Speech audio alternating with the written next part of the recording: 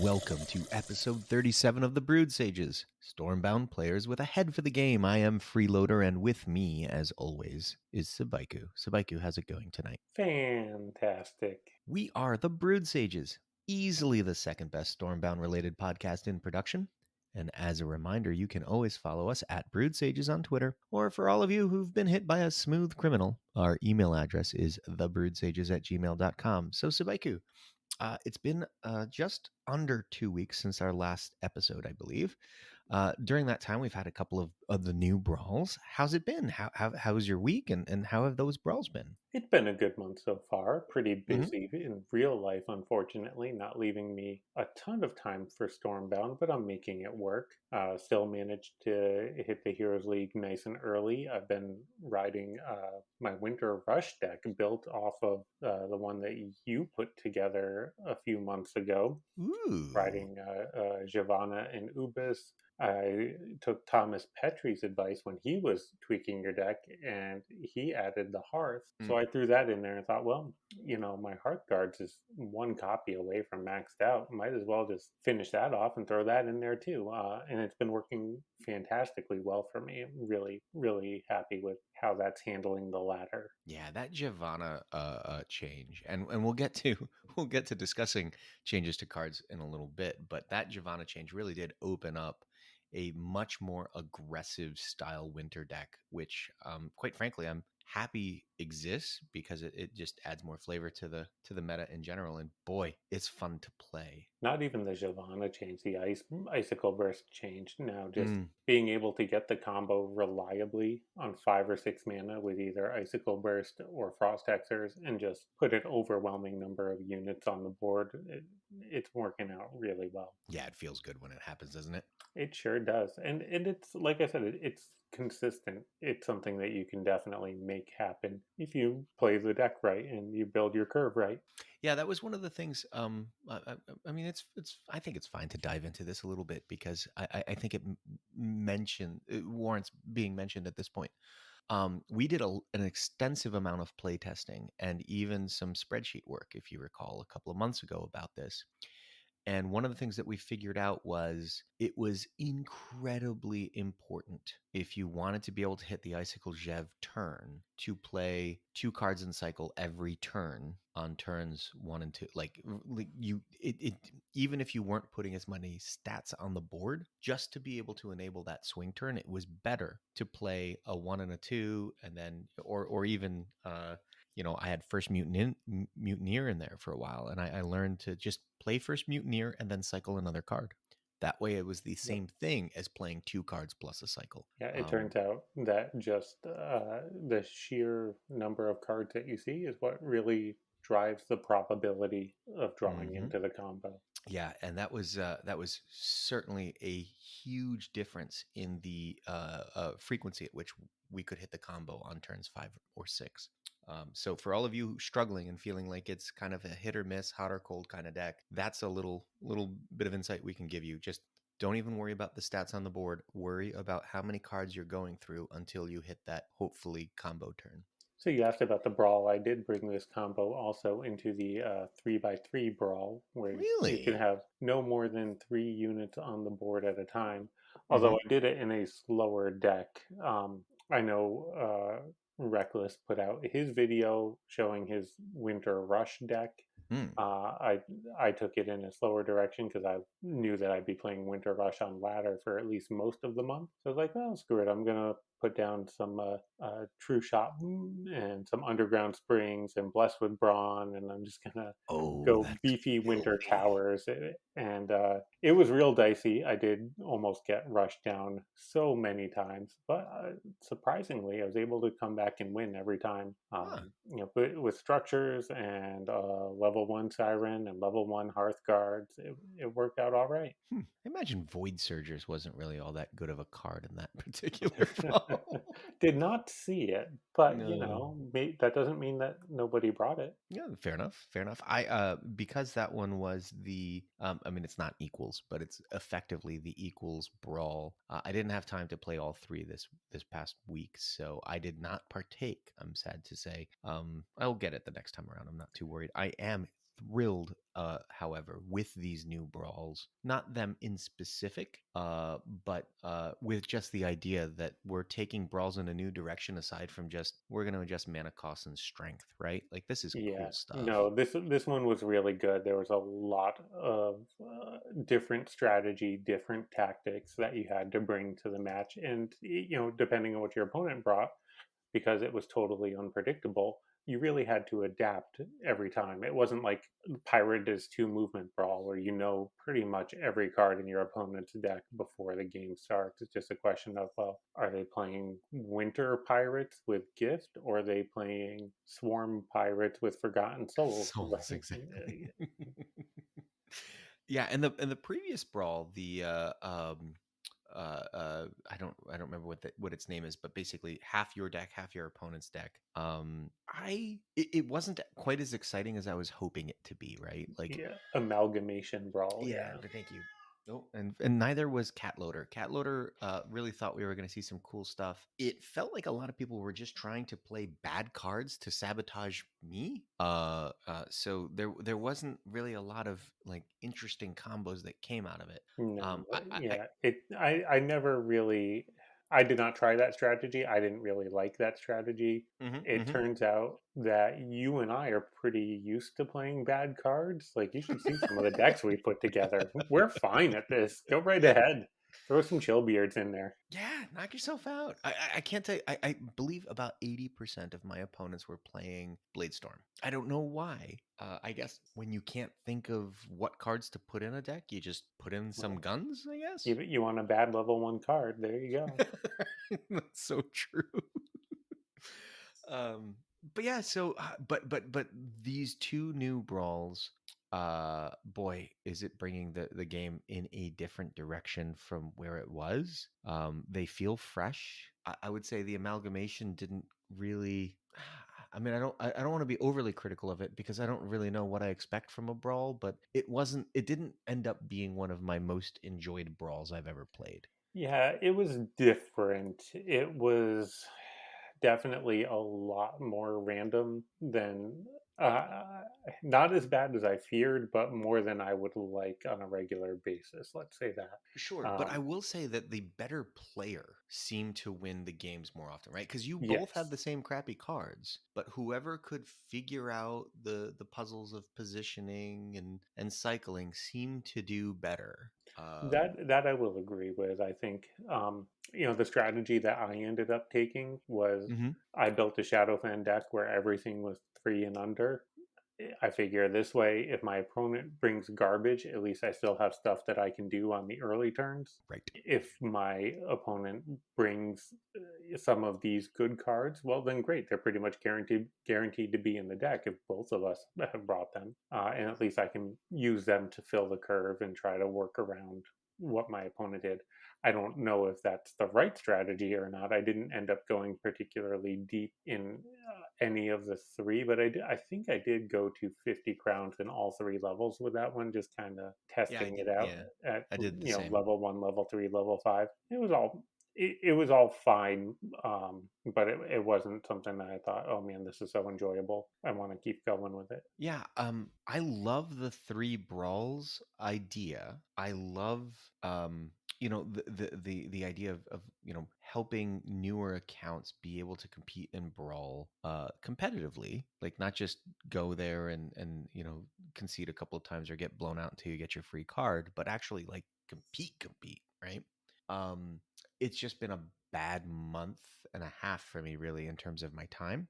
So I haven't really gotten to explore how it feels to play that many games in a weekend. I have not been able to push to 70 plus crowns in a Yeah, few, which I want to. I will say that the brawl now takes up a lot more of my weekend, and ladder takes up a lot less of it. So, hmm overall, like, I'm earning resources, but I'm spending gold to earn them, at a rate that I think is probably pretty reasonable. We can get back to that later. Sure. But also at the same time, I'm not playing ladder, so I'm not earning coins at the same rate that I was before. So overall, it does feel like it's hurting my economy a little bit, but not a ton. I'll have to withhold judgment until I have a week or two where I can really dive in and play a lot. I've always enjoyed, I think, the brawls a little more than you. I've gone deeper into them more often. I've pushed for the legendary once or twice, for example. Yeah, I've never gone past the mythic, Mhm. or I've never gone past 70 crown milestone, I should say, in any of the brawls. But I just I like the mode. I like the ability to sort of step back from ladder, continue to play the game, and but in a different way that feels fresh and with a different deck, right? And so that part of it's been very good. I actually think that might have been one of the reasons why Amalgam. Wow, Cat Loader is very very vocal tonight. That might be one of the reasons why Amalgamation didn't really hit for me, was that I did the same thing you did.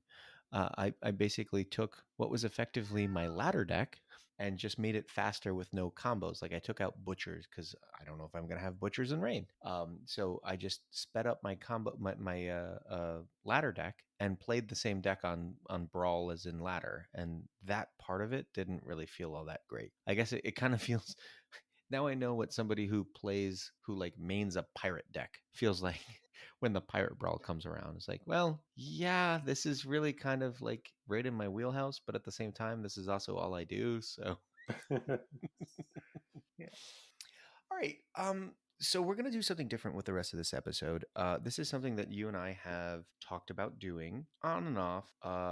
But we got sort of poked and prodded by Thomas Petrie, asking like, "Hey, why don't you guys do this kind of episode?" And now that we've finally had someone else tell us that we should do this thing, it went from being a theoretical, "Hey, why don't we do this at some point?" to, well, I guess we better just sort of fish or cut bait. So let's do it. I'm very excited about this because we're a little over a half a year into 2021, and boy, I don't think it's as easy to see the forest through the trees, right? So when we take a big step back and look at it and just sort of say, how has the game changed in 2021? How has Sheepyard, moved the needle?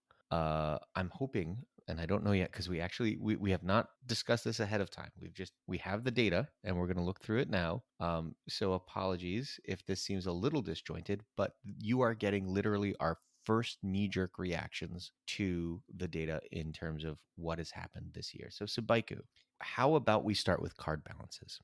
Yeah, I think that's a great idea. So we are going to look at card balance changes from January 1st on. So whatever other changes Sheepyard made last year, we're not going to discuss those. And I think the best way to do this is to take this faction by faction. So Mm-hmm. I went through and just compiled all the changes by faction, and we'll start alphabetically with Ironclad.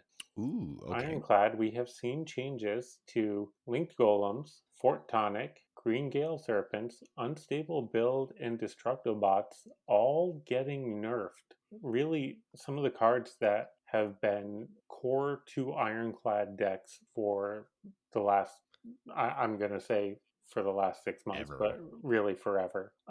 Yeah, just this is just cheap art saying, you know what? Ironclad's too strong. Like Yeah, what but what they do too well, and we just need to pull it back in a little bit. None of these changes, I think, were really huge. the Some of them were very minor, like Destructive Ot. Some of them were a little more major, like uh, Fort Tonic +1 mana. Yeah, I was gonna say I think the Fort Tonic +1 mana has been the biggest nerf to Ironclad, and at the same time, it's also been the one that has seen, I feel like, one of the biggest drops in play rate. Right, like Green Gale now not buffing other dragons unless they're right next to it. I mean, most of the Ironclad decks I saw running Green Gale never ran a second dragon to begin with. Right. It's just a useful card all on its own. Exactly. Link golems, it certainly wasn't enough of a nerf to justify dropping link golems out of existence, right? Like you see a ton of link golems still, you see a ton of green gales still. I don't see as much Fort Tonic anymore. I actually think Fort Tonic has pretty much left the meta. Um, when the Fort Tonic nerf happened originally, it seemed like a lot of people just swapped it out and said, "Well, Hearthguards it is." And I think unstable build, even though yes, it does do more self damage, I don't feel like its play rate has particularly dropped because really its job in the first place was to just be a cheap activator for Hearthguards, and I feel Yeah. like it Or just a still kind of frontline is. tank or Yeah, right. defensive, it's just something to soak up 9 damage. All right, you just played Ubis. I'm going to park this in front of it and drop Ubis's strength down to 1. But the point is, really, all of these cards were core, and Ironclad is still totally fine. I think so. I don't feel like any of these, aside from the just the straight up mana nerf to Fort Tonic, were impactful enough to change play rates much. They were impactful in terms of win rates. I do feel like, for example, Unstable Build now isn't as an oppressive card when it's played, and it's still played as frequently. It's something that I don't have to worry about quite as much, if that makes sense. And so because of that, I think that the nerfs have overall done a decent job. But man, Ironclad has sat at the top of the heap for a long time, no? Well, sort of. If you go by our meta report, which is definitely skewed, it's based on a very limited number of contributors. It's based on perception of strength rather than hard data. Mm-hmm. Mm-hmm. Ironclad has been on the top of the meta report or near the top of the meta report very, very consistently. Obviously, Sheepyard thinks that it's not quite as powerful as the player base seems to. They have better I guess data. They yeah. have more data. They seem to think that they really brought everything else in line, and I do kind of agree with that. Can you really say that? So they don't do changes to cards balance changes. They don't do them more than once a month. Often, every once in a while, I suppose, but for the most part, it's once a month. And this last month, we just saw yet another nerf. This time to Destructobots, and again, a gentle nerf, but still a nerf. So I feel like Sheepyard is the latest move we can see of theirs is still Ironclad needs a little bit of a volume reduction. Yeah, and I don't know if look. Obviously, the Destructobots nerf is not changing the power level of that card in any significant manner. Agreed. Agreed. So I have to wonder if that's really just about perception and trying to make the player base think, okay, everything's just a little bit worse. Let's try something else out. No, I mean, there definitely have been nerfs where that's happened, where I've looked at it and said, well, from a perception standpoint, this looks a lot worse. But in reality, is it like Ubis's nerf? And we'll get to that in a little bit. I feel like the play rate dropped much more than the actual impact of the nerf. In the case of Destructobots, I've seen zero change to the play rate. You? I haven't seen a change to the play rate in Ironclad decks, but my point is maybe it convinces some people to not pick up Ironclad in the first place and to try out a different faction. Ooh, all right. That's interesting. Not something I had contemplated. Right? Okay. Okay. It's still a core card for every Ironclad deck, and it should be. Yes. But No, maybe, yeah. but maybe now this makes you think, oh man, Link Golems got hit, Destructobots got hit. I'm just gonna try playing Shadowfen. Which I would recommend anyway. Well, so going on from the nerfs in Ironclad, we've also added an extra card, right? Temple of Space got added and then Yep. subsequently rebalanced. And I feel like the rebalance was maybe a little slow, but was correct in that, the original Temple of Space was a lot of mana and a loss of card shuffling, all for pushing stuff around the board effectively, right? Yeah, it was definitely too much of a cost. I haven't seen a ton of playing around with it. I hope people try it out.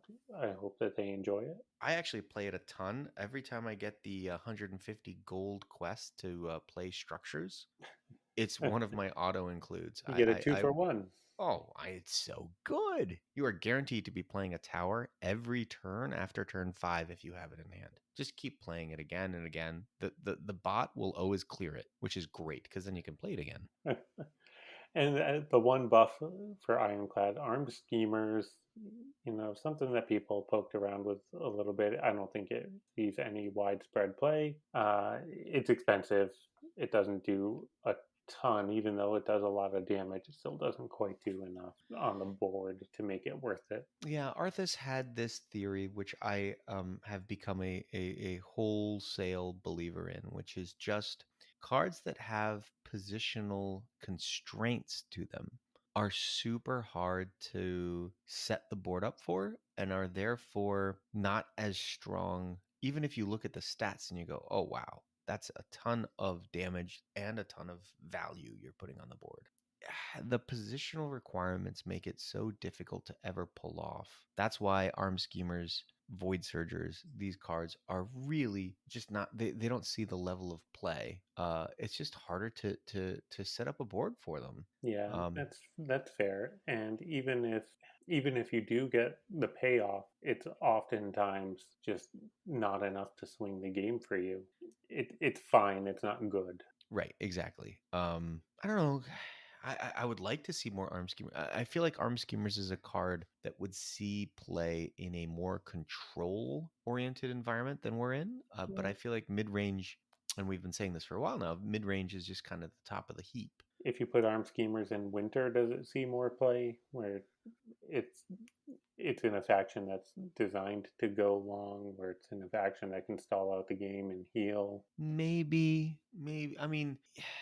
I mean, anything is going to see more play in winter because of gift, right? Like, if you can mana cheat, then you can afford to play more of your hand on a turn. So, something that is a decent removal of one card that's in the way, even if it doesn't kill it, just it pulls it away. In any other faction, you pull, like, I don't know. Let's say they put two units. One is tiny in the corner, but you can't kill it because there's a giant beast right next to it. Well, armed schemers can pull the beast away, which is great. But in any faction other than winter, you don't have enough mana left over to clear the other unit. In winter, you can gift armed schemers and then clear that last unit. So yeah, it sees somewhat more viability in winter, but I don't know. There Yeah, there still feels like there's a mana cap to cards in the game, right? yeah, it's true. And not that there shouldn't be. I'm just saying that I Uh, feel like Arm Schemers is above that man. Like for the price you're paying for Arm Schemers, it should be a finisher. And what I mean by mana cap, and we'll have to talk about this and see if you mean the same thing. What I mean is that you can have cheap cards that are, say, four and under that just provide general usefulness. You can Hmm. just put them in your deck because they do something, and you can just play it, and it's fine. Siege Breakers, if you don't actually hit a structure with it, is still a totally viable card. Sure, sure. Whereas anything that's five or above has to have either dramatically outsized value, and I'm thinking something like Ubis or Loris or crazy bombers or siren. So anything over five has to provide that crazy amount of value in order for it to be fit in your deck. You can't just put in something that kind of works sometimes, and every other time it's just a dead card in your deck. Yeah, no, I agree. Like I think that's yeah, the cutoff is somewhere 4, 5, maybe 6. Yeah, I'm just going through in my head right now all the different cards. I feel like anything, and this might be a little too simplistic, but anything 7 or above should just be a runner that ends the game. Or unless you're playing winter, because 8 is pretty darn good for mana cheat. But I'm thinking Salty Outcast, I'm thinking Siren of the Seas, I'm thinking, Now, admittedly, you and I are coming at this from the biased perspective of the Rush player. oh sure, but I'm also looking at it from the standpoint of what's viable, right? And like the answer is, well, if you have all level 5 cards, everything is viable. But if you are someone trying to compete with a mixed library of levels, then you have to the game forces you to gravitate to certain kinds of builds. Loris at level 4 is still very, very good. So you look at Loris as an include in the 5 mana spot. Cordia is still very, very good. So at level 4, you look to put her in. certain cards are fantastic at level 5, but only level 5. So yeah, there's more available to you when you have a max level collection. I do think that control in this game really relies on having max levels. Well, you have to at least have levels commensurate with your opponent in order to play control decks. Like you can't just try to punch up when your units don't even make an even trade with theirs. I mean, I, yes, I agree to some extent, but there are specific control style cards that I think even at similar levels now struggle. And one of those happens to be, if we slide over to Shadowfen, happens to be the one and only nerf that Shadowfen has seen this year. It is really hard now to make chestnuts work. The one time it works okay is when you have a level advantage over your opponent. When chestnuts is just so dang big that even though it only heals itself for 2 now at level 5, it's just such a large unit that a deck of mostly level 3s and 4s or even 4s and 5s struggles to really do anything against it. The rest of the time, I think chestnuts is basically gone from the meta. Yeah, definitely not something I see outside of the Toad Brawl anymore. Uh, but according to Brzoza, this was the highest win rate when played card in the game. It was just so unbalanced that it was an outlier, and they had to just sort of get it out of there. And I appreciate that. Like, I don't want to Yep. play in a world where, oh, he hit that on 6 and it's even in my deck, but I didn't get it until turn 7 or 8. Like, it's too late. That being said, though, Sabaiku, there's not that many cards in this game, and taking a card that saw play and turning it into a card that doesn't see play because the meta just doesn't allow for it kind of feels bad. I wish they had changed its mechanic rather than just nerf it. You know what I mean? Yeah, unfortunately, taking chestnuts out really took out the only Shadowfen control option, I think, Mm-hmm. that's really reliable. Unless you want to try to say like a Claxy deck is is still okay. It's not something you really see very much. Although sometimes high level Shadowfen players do actually put it in just to counter Bragda decks. Where Yeah, Bragda says, "I'm going to make right. everything 5 strength or 8 strength," and Claxy comes in and says, "I'm going to make them all mine."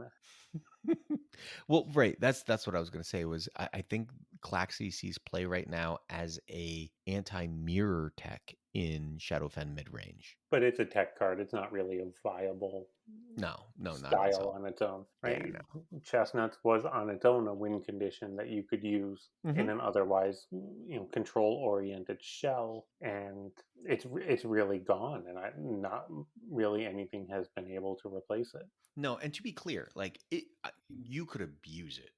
Well, It was right, and I'm not disagreeing with that. It did need to be changed. It was very hard to play against.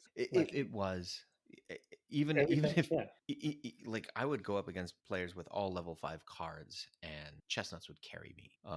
And I don't think that should be the intent of the game either. Like if you just get this one card to level 5, then everything else can be level 4 and you don't have to worry. Like that doesn't make a lot of sense either. So I'm again, like I'm glad they nerfed it because I do agree that it was outsized in its effect in the game, but I wish there was some use for it. Outside of that card, though, Shadowfen's really not been touched much. It's seen 2 buffs. Yeah, Venomfall Spire got an extra strength, and that is well deserved, but not impactful. We talked about this already in a previous episode. Just the mechanics to support poison just aren't quite there to make it viable. So that means the card in the first place not viable. And then the Right. second buff, Sunbeam Serpent, no longer needed anything to be bordering to draw the strength buff. And like we said before, not having those positional constraints really frees up the card to be used. Arthas builds the chunk beam, very heavy mid-range Shadowfen decks, something that didn't really exist before. Shadowfen Dragons was something you kind of saw as a meme deck mostly. It worked when you outleveled your opponent. It it didn't when you didn't. And now Chunk Beam is just a viable deck in the game, and it's pretty fantastic. Yeah, no, it's legit, right? So everything that I said about nerfing chestnuts and losing a card from the game, this did in reverse, right? This was a buff to a card that didn't really see play, and now it does see legitimate play. So hats off to that one. I you mentioned that chestnuts was the one reliable control card for Shadowfen, and I agree. I feel like poison could be, but Not it that no, Chestnuts was not a reliable. It's not that Shadowfen didn't have reliable control cards, right? Like Toxic Sacrifice and Witches and Toad are all sure. fantastic for that. But there was no win condition in the Right. deck. Chestnuts provided you the ability to win and chip your opponent down while you were controlling the board. Yes, agreed. Agreed. I feel like poison could it has the potential to be that new sort of Shadowfen control mechanism, but it's missing a card or two maybe at this point. Yeah, it just needs more, and I don't want to speculate on what it needs. That's not what we're doing here. We're looking at the past. We're not looking forward. But looking back, the impact of the buff to Venomfall Spire was nil because the mechanic itself isn't viable. So it's not about, oh well, it would be so much better if the tower was a little bit more buffed. Yeah. Surprisingly, that's it for Shadowfen. Shadowfen has really, I don't want to say it's been overlooked because I feel like it's been in a perfectly fine, balanced location All the within the meta. cards are just generally useful. All the Yeah, cards good. just kind of work. People complain occasionally about Toad or Witches or whatever, but it's all pretty well balanced, I think. And the nice thing about Shadowfen is that you can kind of put the same core of 9 or 10 cards in a deck and change the last few, and it all still kind of works. If that last card is Butchers, you're in a rush deck. If that last card is Bragda, you're in a mid-range deck. But that leads to all the Shadowfen games kind of playing out the same way, which kind of Yeah. stinks.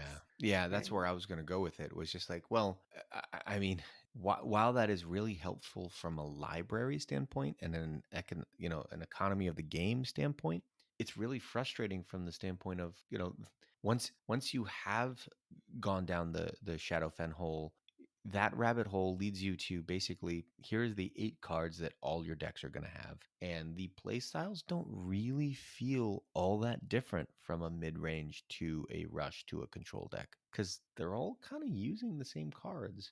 Um, I can't really speak to Ironclad, whether like a iron like if you recall, we really struggled for a while to be able to differentiate between Rush and mid-range Ironclad. It's very possible that for Ironclad that was the same problem. What I can tell you is I've also experimented a lot with Winter, and the difference between the Winter Rush decks and the Winter controlling decks are, whew, you don't feel like you're playing the same faction. You're getting ahead of yourself, though. Alphabetically, the next faction is Swarm. Let's talk about Swarm changes.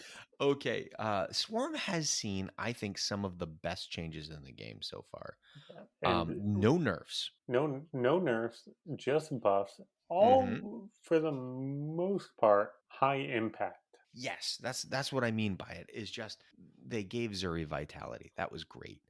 A broken truce having splash damage was nutty good. Swarm callers, they've reduced the mana cost, which automatically makes it more playable. And That's the then one why I said for the most part, because Swarm Callers did not end up being particularly impactful. It's a no, decent card. It's yeah, just not. exactly. It's not a good card. The condition is too hard to meet. You do still have the geographical problem of you have to have satyrs bordering where you want to play it, and sometimes that forces you into awkward positioning. And Yeah, yeah, no, I agree. Like, but if I think about like 3 mana cards that have big value impacts on the game, right? Linked golems, Green Gale Serpents. Those are the first two that come to mind. Those are 3 mana cards that are just like, whew, they do work, right? Swarm Callers is not in that group. No, but it's getting closer. Like before, if you said what is a really impactful 3 mana card for Swarm, I would have said Unstable Ghoul, And but now only in you a rush deck. and then you would have said Swarm Callers, and then No. Yeah. very shortly afterward, he was at Ami.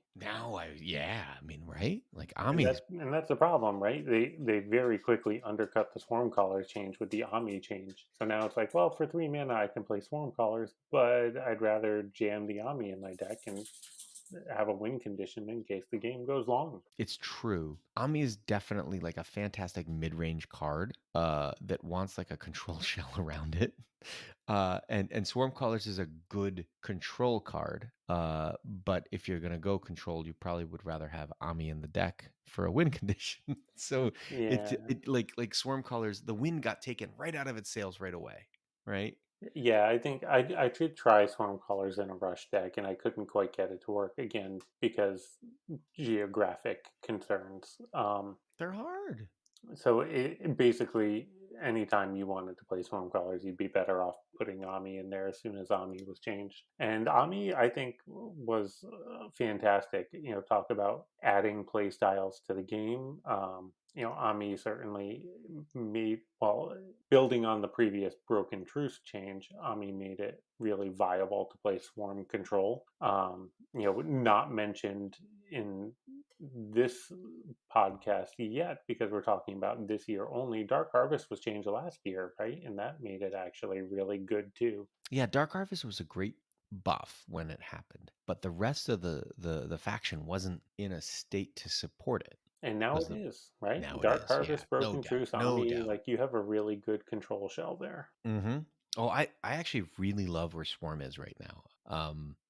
It just when you look at some of the really cool things, and honestly, I feel like out of all of them, Zuri is the one that's getting the least amount of attention. Well, maybe Swarm Colors, but ignoring Swarm. Zuri gets the most play though. It's so good. Like I don't remember seeing Zuri decks, period, before the buff. And the buff Zuri. didn't change much, right? Adding vitality to it kind of buffs it by an extra couple of strength sometimes, but Mm-hmm. it not a ton. It's just it got people to play it and realize that it was good more Yes. than it actually made the card good. The card was already pretty solid. I do have to say though that the your first reaction when you see an offensive threat from your opponent is to want to clear what's closest to you. The problem with vitality is you're penalized for leaving it on the board, so you also want to clear not only Zuri up front but everything behind it. Otherwise, it's all gonna kind of get out of hand. You know what I mean? Yeah, that's Vitality true. is you can't sleep on it. Vitality is definitely an improvement to the game and an extra added complexity to defensive calculations. That is true. But we're And not I love talking it. about that. That was too long ago. Indeed, it was. We're going to move on from there Well, to we got to Temple. talk about a card that was added this year, Temple of Focus. Exactly.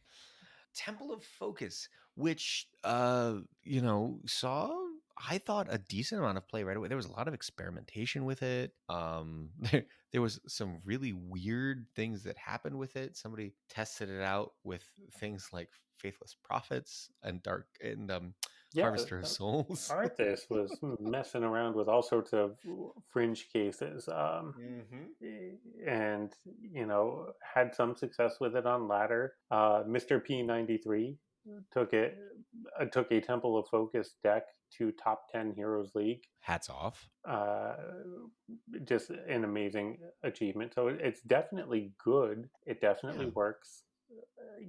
We've talked about this so many times. It's hard to see widespread play with it when people are still trying to level it up and don't want to make a big investment in it. Kind of a Yeah, I chicken and the agree. egg problem, right? You don't want to invest in it unless you know it's good, but you don't know that it's good because nobody's invested in it and played it widespread. Yeah, so with Temple of Space, I think that was not the concern early on because it was pretty obvious. Now it might be. with Temple of Space as well. But I think with Temple of Focus, that was almost entirely the reason for lack of mass adoption, was just the I'm not sure it's good or not. And no one's really been able to prove it to me one way or the other. Yeah, I think like anything else, get some practice with it, and you'll find out it really does have a niche in the game, and it really does have some utility. Oh, it's great. I actually, I it's I think my favorite of the new temples added so far. The Um, bar is not high there. no, that is true. That is true. The Temple of Space is better now. Temple of Mind is, I mean, if It, confu- yeah, we'll talk yeah, about that. yeah, exactly. By which I Uh, mean but we won't talk about that. but Temple of Focus is, yeah, no, I think I think it's the best one they've done so far. Let's move on from Swarm to Winter, Yeah. which Well, just like hmm? I was going to say, so let's move from the Temple of Focus to the Temple of Life, which was We, added for winter. hold on, because I want to introduce Winter first. So yeah, the one thing I wanted to mention about Winter is that there is also no nerfs. So Shadowfen and Ironclad saw nerfs this year. Swarm and Winter have not. Winter has seen the introduction of some new cards. To your point, Temple of Life, which is a card that was added this year to Winter. Not a card that I think was meant for us. So No. you talked about how Vitality can be impactful. Mm-hmm. This is a way that Vitality is not impactful. Okay, It fair. takes it takes positional requirements, right? Which we've Yeah, already said that's tough. really It hard. it makes you want to play lots of units, which Winter Mm-hmm. generally does not do well, and Yeah, it that is makes you true. want to place your units around the temple and get vitalized and then get a strength buff, which is a very, very slow way to take advantage of a strength gain mechanic. Yeah, At it's at a our good. levels, +1 strength from vitalize, even +2 strength if the unit sticks on the board, is not that impactful. No, it's irrelevant. And I think for lower levels, if you were playing this with level ones and level twos, and all of your units started getting +1 strength a turn, that's huge.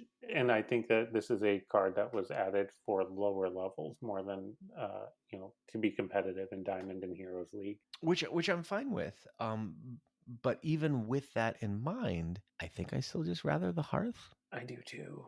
Yeah, I mean Like, that's like I'm willing to concede all the points you've made because I think they're both correct and also compelling until you realize that the Hearth is in the game, and then you just look at it and say, well, it's just now, no, if you are looking at it, Temple of Life is better because the artwork on this is so much nicer. it is Not to gorgeous. disparage the Hearth, but this is a pretty card. It is a really gorgeous card.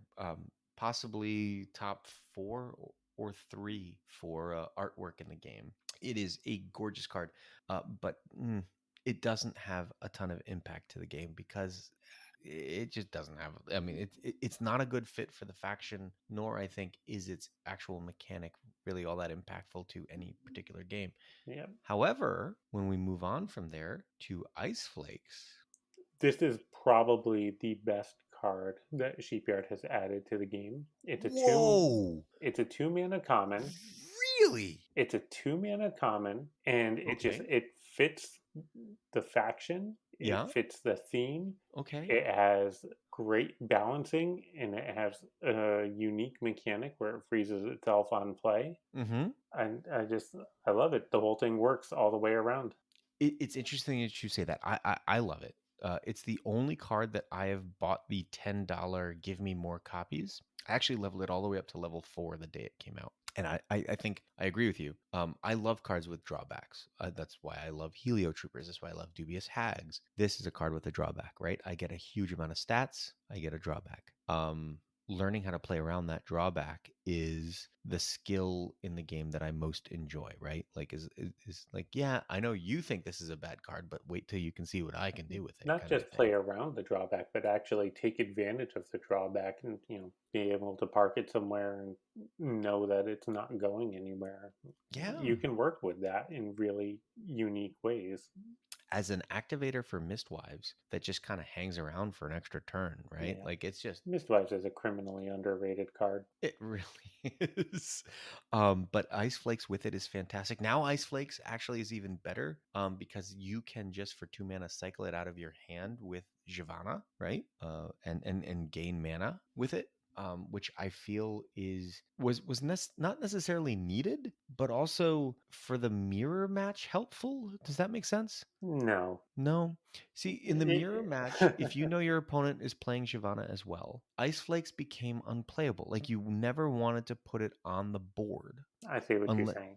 and so being able to just put it down and then immediately pop it yourself to get it out of the way, to cycle it, and now I've put Shyvana on the board, and I've got like maybe I played Ice Flakes along with Icicle Burst. So boom, boom. Now I've got tons of mana. Whatever the last card in my hand is, I can play that. We're in great shape.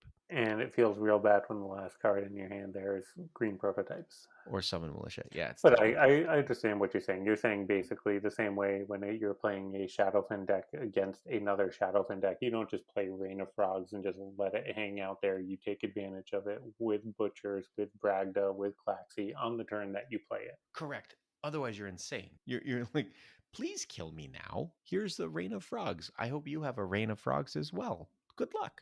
Yeah, so one of the other cards added here, Glacial Palace. It's a cute stall mechanic. I do like it. Also a very pretty card, not in widespread use because stall doesn't actually win you the game. And Winter has other ways that kind of already do it. But as people level this up, I think this will be a perfectly viable way to kind of control the board a little bit, activate Javana. You're forgetting the most important thing. Hats off to Sheepyard for avoiding the huge pitfall. This card was originally going to be 3 mana. Terrible. Do not allow This that. Yeah. this into Javana's turn, allowing you to play Javana on mana 4. Open with this, your opponent can't play a unit because if they play a unit, you're going to Javana it and have a giant swing turn the second turn. Holy smokes, that would have been disgusting. Sheepyard's decision to take this from 3 mana to 4 mana was incredibly important, and hats off to him for making that decision. Yep, agreed, agreed. And then the last winter change that we haven't talked about yet, Chilled Stone Dames was buffed. It now destroys a unit of any strength as long as it survives the attack, and it's 5 mana instead of 4. It's fine. It's a very situational removal option. Would Um, you be playing it if it was still 4 mana? Doing the same effect, yes, Yeah, yeah. yeah. I kind of feel like Even if this this, happened. well, yeah, even if the strength were lessened to be Correct. to Yes. be Yeah, yeah, yeah. in line with Yeah. the other 4 mana cards, yeah. Agreed, agreed, agreed. I think at 4 mana it would be too good. I At do. 5 mana, it's not playable. I disagree with that. At 5 mana, it is playable. Is it? Because I'm not seeing it. It's not the mana cost that makes it unplayable. It's the positional requirements. Well, sure, but my point is the mana cost is not taking into account that positional requirement. At 5 mana, it's just too difficult to do. At 4 mana, maybe you could find ways of fitting it in. At 4 mana, I think it is too good. You might be right, but at 5 mana, it's not good enough. I think it is. I think that the problem is more that I think the problem is twofold. I think that number one, control is out of favor because heavy mid range is in favor, and it's just so hard to keep up with the value generation in most of these heavy mid range decks. It's Number possible. two, there are still better control tools, especially in winter, where you can take advantage of mana gain so you can play the more expensive control tools more regularly, right? I can play Siren and Ulf in the same deck, and I can play Yeah. Gift and Freebooters so I can come back to them more quickly than you can come back to your threats. So I can stay ahead of your value generation that way. I think you're right. I wasn't thinking of Chilled Stone Dames in those decks. I was thinking of Chilled Stone Dames in a sort of mid-range-ish deck as the one sort of defensive tool in it. But it's too limited positionally for that. It would At the be mana cost, right. yes. At the mana cost, yes. If you're playing one defensive tool in a more aggressive deck like that, you play Void Searchers, or you play Loris. Yes, you definitely play Loris over either of the other two, but that's because I think like that's exactly the point I'm trying to make is the Loris on its own is fantastic. Loris with one trade is the best that you're going to get for 5 mana at this point. Stone Dames needs to be at 4 because it can't compete with Loris. Or But it does so much more does it? sometimes. Look, Hmm. I played the Frostling Brawl this Mm-hmm. last weekend. I do put Chilled Stone Dames in that deck because with the extra strength, it does survive a lot more frequently, even though the other Frostlings all have extra strength also. And it does do a lot of work for keeping the board clear, for opening lanes for runners, or just making life hard for your opponent. I tried playing it and I ran into the problem that a lot of times I wanted to use my gifted recruits first to soften up the front unit so that I could put my Stone Dames into it. Didn't have the mana. That was kind of what brought me to the point of, oh gosh, if this was just cheaper, you know what I mean? Like if I Yeah. could afford the 2 mana to reduce whatever this is by 5 health, my Stone Dames don't need to be as strong at that point. But as it stands, they're losing the trade by 1 or 2. That was continually the problem with it. It was just like, here's the time to use it, but it ain't strong enough. Or, said another way, it isn't cheap enough that I can afford to play another unit first and then it to get the clear. Yep, that is true. But I think that in general, I don't have a problem with that. I think that Okay, no, that's fine. it's pretty reasonable as it is, and I don't think that four me and at 8 strength at level 5, I don't think that that makes it better. All right. Moving on from there, let's go into the Sorry, new. better for the game. It makes it a Yeah, better no, card. well, of course. Yeah, no. I understood exactly what you meant. Yeah. Right, but better for the game, non-oppressive in the meta. All right, let's try Um, not going through the neutrals to this degree.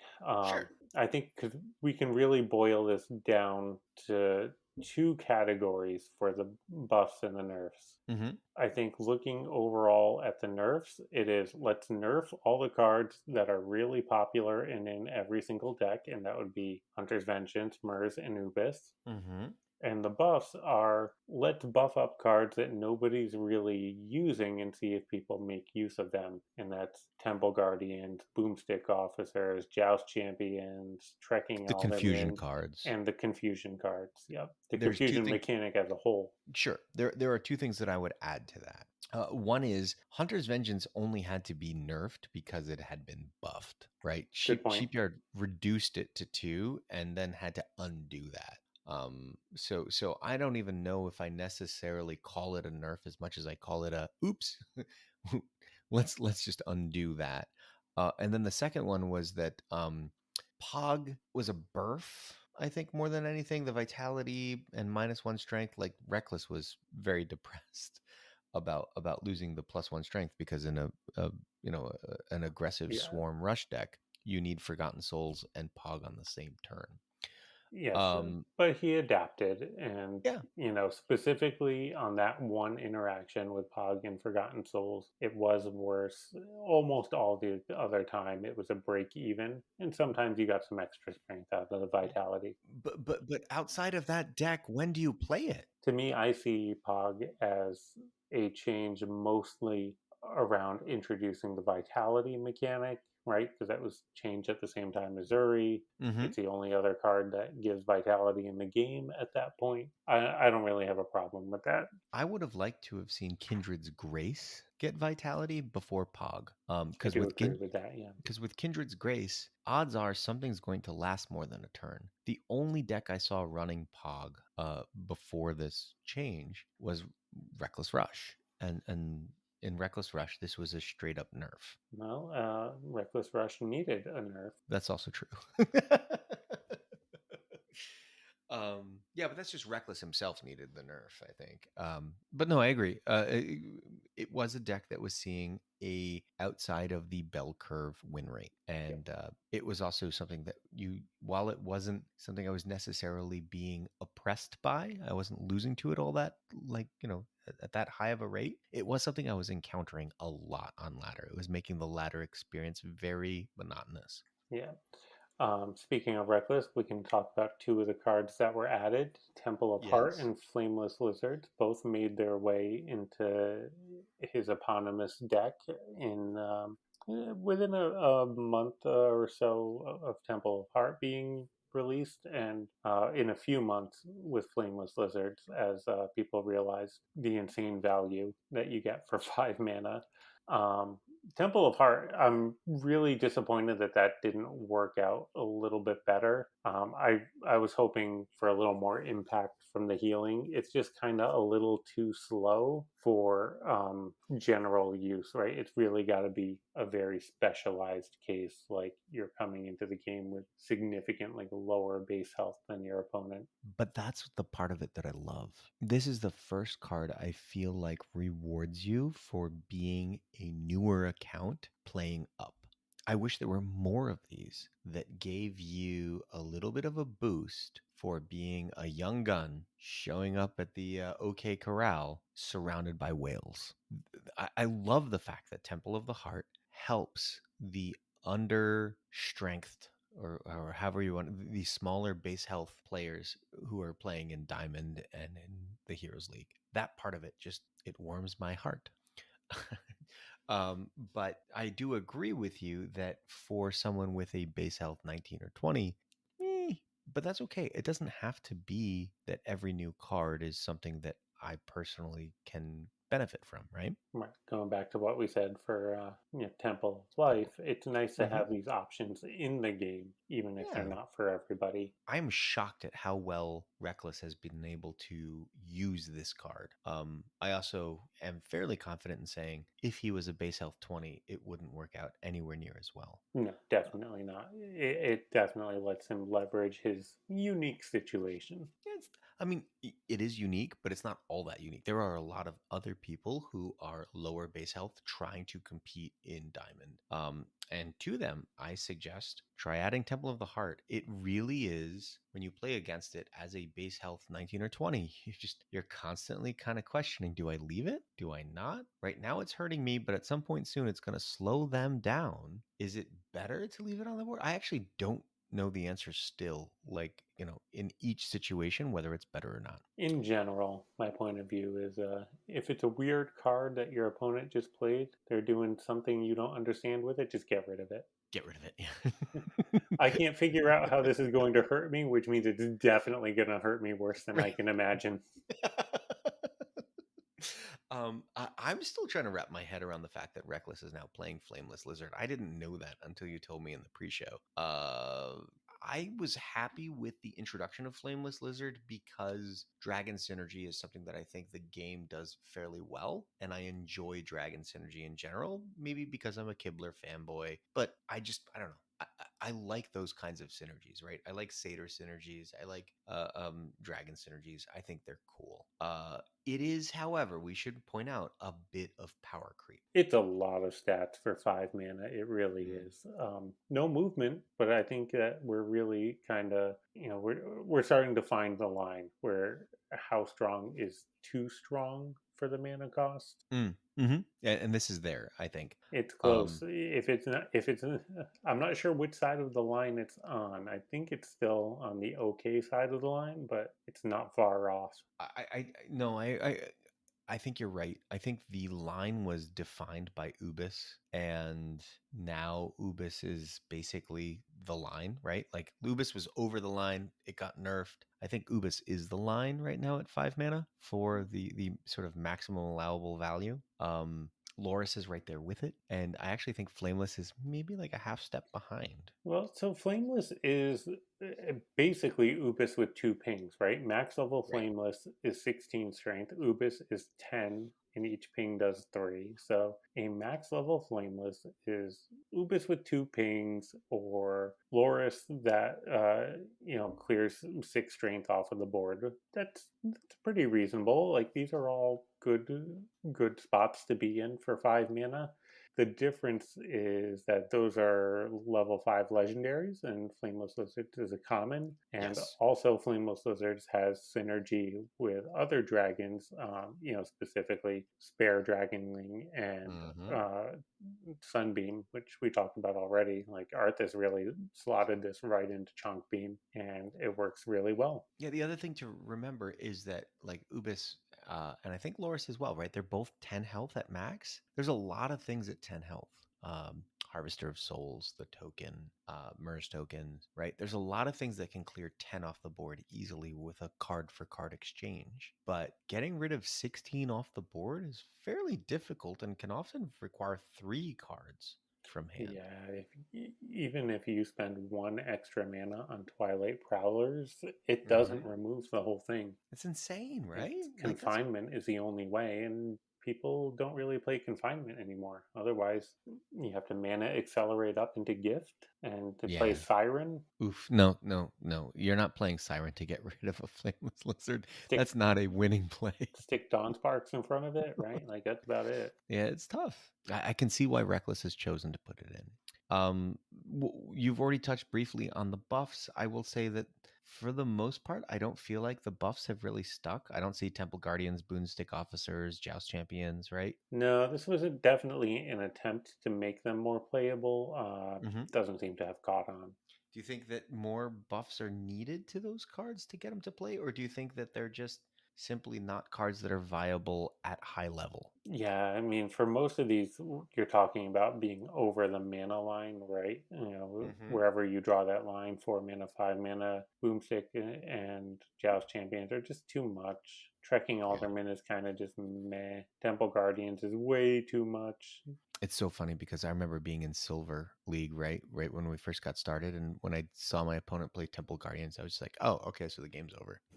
Yeah, yeah. I played Temple Guardians in Silver, and it carried me because people It didn't have an answer for it it's until I such good found value. somebody who played Claxi, and that was the first time I saw Claxi. I was like, oh no, okay, No. now I know what I'm crafting. Gosh, that's awesome. All right. Well, so let's finish off the nerfs and buffs with kind of an overview of for this year, what are the trends that you see in the way Sheepyard is approaching card balancing? What I see is basically cards that are highly used are getting changed in order to reduce their play rate, right? You see that with all the Ironclad changes. You see that with Chestnuts and the Shadowfang. You see that with Ubis, MERS. Rubus and Murs on the neutral side. And Hmm. then Hmm. on the other side, you see cards that are not highly used try to get reworked or buffed to the point where they become playable. We said this really from the start, and it's nice to see that looking back at it, our perception was correct. That it looks like Sheepyard is trying to add new cards to the game by reworking old cards and letting people play things that they had never really tried before. I think for the most part, it's been pretty successful. I have to say, like You not in the think sense so? that people are playing Temple Guardians, but in the sense that Swarm has new decks, Shadowfen has new decks, Winter has different play styles. Now you don't have to Okay. just play Okay. Gift and Control and Slow. I don't see Ubis and Murs in every deck. And now, whenever I do see them, I'm like that feels a little more reasonable. Yeah, I do agree that the MERS and Ubis nerfs were fantastic. They both those cards are playable, but now playable in specific decks, not just ubiquitously playable. I think Ironclad, the nerfs have helped make the faction is not oppressive anymore. I think it's more in line with everything else, which certainly should have been the goal, right? Like you don't want to nerf Ironclad into unusability. Now that you're mentioning it, I agree. Swarm before this year, Swarm was almost exclusively a rush faction with Zuri, with Ami, with Broken Truce. I feel like it's now a mid-range competitor. Winter was never like Winter Rush was a joke, right? Winter Rush a year ago, last summer, Winter Rush was like a meme. It was something people would make as a funny joke, right? Now it's legit. I think you're right. I have been almost exclusively playing it this season, and admittedly, I am not taking advantage of any of the changes to the winter cards this year. I'm really relying on the Icicle Burst from last year, Sure, but sure. it's super strong. It's really good. So yeah, you know what? You have convinced me. The game has become more multifaceted. Winter has a rush deck. Swarm has a mid-range deck. Shadowfen has two And a mid-range decks control now. deck. Swarm has Yeah, a control yeah, deck with Ami too. yeah, no, I agree. Ironclad, I still feel like its mid-range and rush decks are super strong, but not as like I can't overcome it strong, right? Like now it's like, okay, this is strong, but I know how to play around it. I know, kind of what to do. I think I agree with you. Overall, that seems to be the goal is to try to take the library that exists and increase the play rate of cards to make the meta feel more fresh. I do think, however, that the meta doesn't feel that much more fresh. Like Temple Guardians, Joust Champions, these cards are not seeing Venom Vault Spire, not seeing play. Yeah. Arm Schemers, not seeing play. And that's what I was Um, going to say. There's still definitely room for improvement here. I mhm. do wish that a lot of the buffs hit a little bit better. I do wish that something like Confusion was just a little more viable. We went deep on Confusion last time we talked, so I don't We did. feel the need Yeah, to we don't need to beat go it up. over this again. It's close, but will it ever get there? I don't know. And I don't know that throwing more cards at it or throwing more buffs at it is the right way to go about it. Hmm. It might just kind of always be a meme or a fun deck, and that's fine. Yeah, in general, I do think that a lot of these changes made the balance of the game better, but didn't necessarily change the variety in what I see. Yeah, but at the same time, like you also have to remember, Void Surgers got buffed to the point where it had to be nerfed back. Hunter's Vengeance got buffed to the point where it had to be nerfed back, right? Like Sheepyard does recognize that like some of the early changes they tried to make to increase play rate went too far, and so they do seem to be being a little bit more cautious, which I don't think is the wrong thing to do either. No, I So that's true. But I don't know. We talked about that with Confusion. I'd rather see them, I think, swing for the fences and then pull it back if they need to. But I 100% understand why they don't want to. I still, ever since we came up with the idea of just try to buff it too much for a brawl, since you wanna muck around with the brawls anyway and change them, make them new, make a ridiculously overpowered confusion brawl and see what happens. You'll get some great data at least, if nothing else. Well, there you go. Let's move on then from the cards because we've got that. So this year, I would say, in comparison to last year, and you feel free to correct me. I feel like there's been a lot more balance changes, a lot more changes to cards in general, and certainly a lot more new cards introduced this year than last. All of that is true. Great. So along with that, we've also increased the different ways and well, not just the different ways to play, but also like we've increased just ladder. Ladder got bigger. There's now a new league over the top, right? Heroes League. Yep, added the Heroes League, and then in subsequent months, balance the matchmaking a little bit, balance the crown score per win loss a little bit. Really a little extra competition and a little extra rewards for the players that make it. Overall, I think people kind of have gotten used to it. I think it got a bad rap at first because people were really stressing out about it. A lot of players were kind of unfairly punished by the losses, they felt like. I think that's in a much better shape right now. It's kind of still a little weird in that whoever grinds the most can definitely make it to the top, obviously, with the caveat that you have to actually be a top player to do that. But like we saw with Joshua H, making 5,555 crowns to take the the Heroes League the first month after that change was made. It's definitely viable, but aside from that superhuman effort, it looks like things have kind of settled down. And it's just a healthy competition. Yeah, I agree that the Heroes League has gotten a lot better than it was at first. I think the first sort of issue with it was be careful what you wish for. Everybody said they wanted something that was, much more competitive than the Diamond One was, which had no, competition to it whatsoever. I'm not sure though that the whoever grinds the longest wins thing is a bad thing. My opinion from the beginning, if you recall, was that I don't think it's overly fair to say whoever finishes first is rewarded that much more than people who finish in the top 10, because let's be frank, whoever gets number one is just the person who had the most amount of time this month to really make the grind. That is still true. The one thing I'm really happy about is it's a different person every month. And so what's effectively happening is we're cycling through like the top 20 or 25 players, and each one of them is having a month and getting highlighted and getting celebrated within the community. I think that's all a good thing. Yeah, and also, to your point, you're cycling through the top 10 or 20 players, but that top 10 or 20 is very consistent. Like you're seeing Mm-hmm. those names at the top month after month. Like it's definitely, if nothing else, it is demonstrating, who the best players in the game really are. Yes, but there's more than one of them, and what separates them is so infinitesimally small.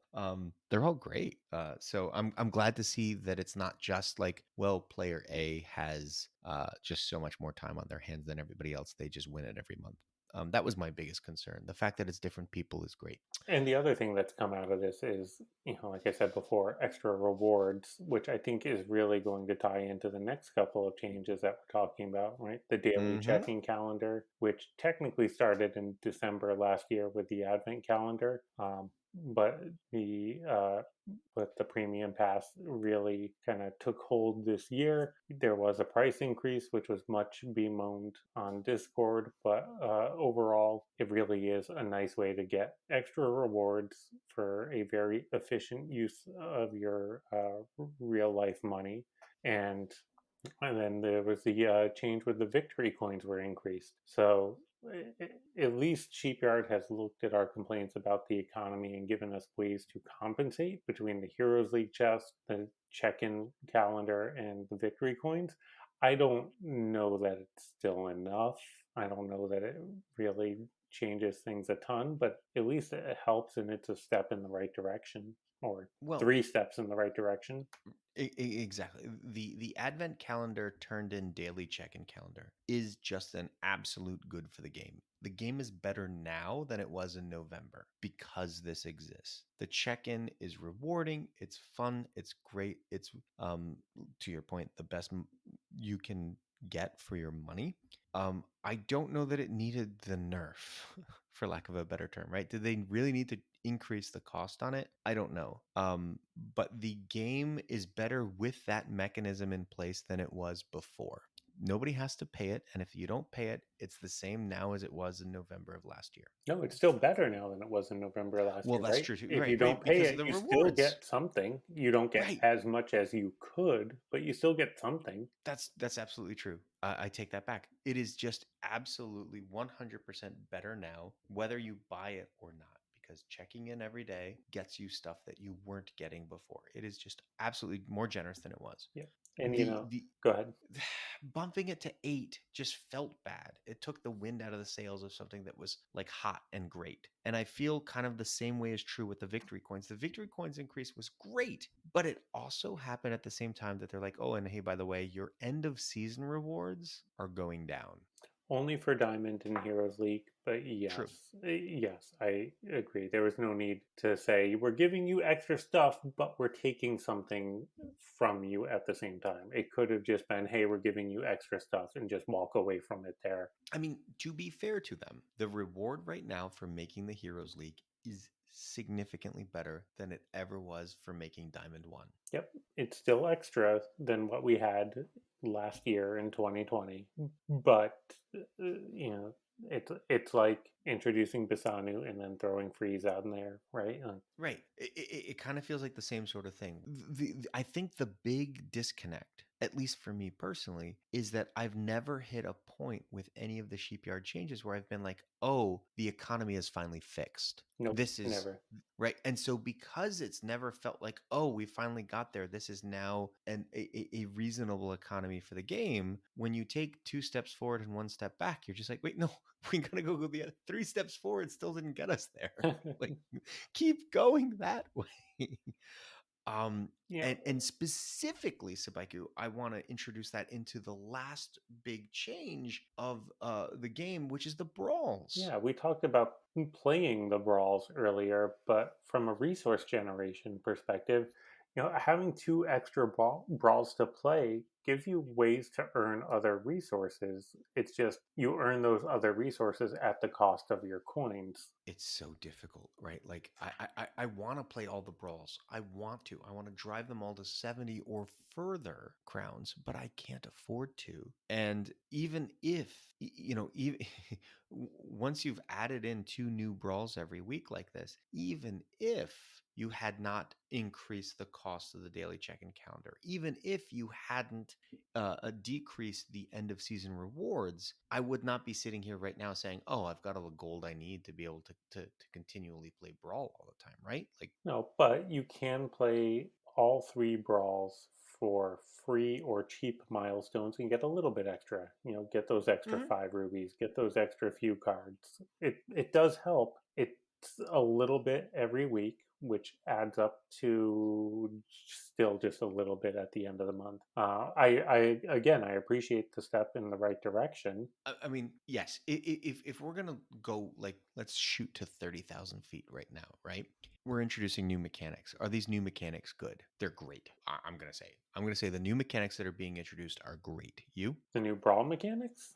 Yeah. The idea. Well, The they're idea of different, and so by just by that standard, they are great. no, but the cross faction cards in a single deck, like that concept of being able to play two different factions at the same Yeah, time. Yes, that's fantastic. The idea of multiple brawls to enable players at different library levels to be able to compete. Fantastic. It's just flat out. If you want to be critical about that, I don't know how to say that having three tiers of brawls is a bad thing for the game. I think is just incorrect. It is wonderful. I just want to be able to afford it. yeah, that I do agree with. And they've taken the steps, right? When you look at them all together this year, they've taken the steps on the economy. It's just I don't think it's still enough to put it in a good place, unfortunately. I don't think it's in a bad if we looked at it last year and said, where is the game? I would have said, well, it seems to be a little stale. It seems to be not moving particularly much. Not a lot of changes are being made. Changes are being made monthly now, and in entirely new ways of playing the game. Brawl at at level threes, brawl at level ones, are being added. It's true. And not the same game that it was last year by any No, it's stretch. not. It's come quite a ways. But to your point, the big overarching concern of just the economy is really hard to get over. That hasn't been changed particularly. Yeah, it's in better shape than it was last year. For sure, but it still feels like it's the limiting factor, but more worrisome to me, I think, than just it's the limiting factor to what's already happening. As Sheepyard is starting to introduce things like, hey, look at all these new brawl modes and look at all these new things. I want to do them all. I don't just need the economy to be fixed to enable my ladder ranking like I did last year. That's what I needed the economy to be fixed for. Now it's just like I want to do all this new stuff you're going to introduce. I want to use these new cards you want to give me like ice flakes. Play more, I grind more. Right. I can't. Like that's where it gets a little frustrating is just oof, if only I had the ability to grind to the max every day so that I could have gold to do all this cool stuff. Now let's end on a positive note, though, because there were some other changes that were made. Like Mhm. the overall level of polish on the game is just so much better than it was, right? The Oh, filter no on the doubt. No doubt. collection, the player profiles and avatars, the friend list rework, the add a friend button for the last opponent that you played, even the little thing like the compass on the home screen actually works when you're on mobile. Like that's fantastic. Yeah, the little Easter eggs like that. It's so much more professional. It feels to use your word so much more polished. Yeah, no, they're awesome. It's a lot of little details that you don't necessarily notice every time you open up the app, but when you do notice them, it gives you just a little bit of delight. Yeah, I'd like to see Sheepyard try to find more of their income through these kinds of things. Changing the card backs, changing the avatars, like, things like that. Those are, skins that, Sure, charge for cosmetics, right, and then exactly. you can That's what a make your lot of money games that do. way, and then free up the progression in the game A to little be bit. disentangled from the monetary side of things, hopefully. Yeah, because I mean, let's credit where credit is due. These changes have been really, really good. We're going to, I think, pass on the card of the week this week, just because we've run over so much. But there's been so much to talk about. I honestly believe, Sabaiku, if we chose to do this last July, this would have been like a 45-minute show at max. There just wasn't that much that had happened, right? Well, Shipyard had not owned the game at that point. It had not Mm-hmm. even been in charge of the game for very long. Really, this is kind of a full year almost now of Shipyard running things. So we've got a good idea of what they want the game to look like. Yes. And because of that, there's just, this episode's going to go a little long, and unfortunately, we're punting card of the week. Then we will get into our feedback. But before we do, it's time for me to remind you to please contact us, preferably in our channel on the Stormbound Discord server or on Twitter at Brewed Sages. You can always email us at thebrewedsages@gmail.com. We also have an additional way for you to reach out and support us. We now have a Gumroad account where you can become patrons of our work. Check out the link on our Stormbound Kitty page. This week we heard from Catloader. Uh, this week we heard from Ubermensch, who said, "Great episode. Love me some 1 hour Brood Sages experience." Well, Ubermensch, you're going to love tonight. Next up was Nadernad. Nadernad said, "Your giggling at 1.5 speed makes me so happy, freeloader." Oh, gosh. Love the episode. I don't know how to respond to that, but I'm glad I'm providing entertainment. And Sven says, "Hey, all, just thought I would throw out a brawl suggestion instead of closing the brawl after Sunday. Leave the link available, but don't allow new games. This way, we can review the rankings until the next event. This should be easy to implement. You can even apply that to HL at the end of the month so we can see last month's rankings. Cheers." I actually really love this idea. A persistent leaderboard that allows you to go back and look. Yeah, I mean, if nothing else, it would make sometimes the race for number one at the Heroes League, for example, is really, really tight, and you don't want to go to sleep, but you're too tired, so you fall asleep. You wake up the next morning, you just log on to see who won, and you can't. So I get it. I think that's a great idea, Sven. But that's going to do it for tonight's episode. For Sabaiku, I am Freeloader. We are the Brood Sages, reminding you to stay hydrated.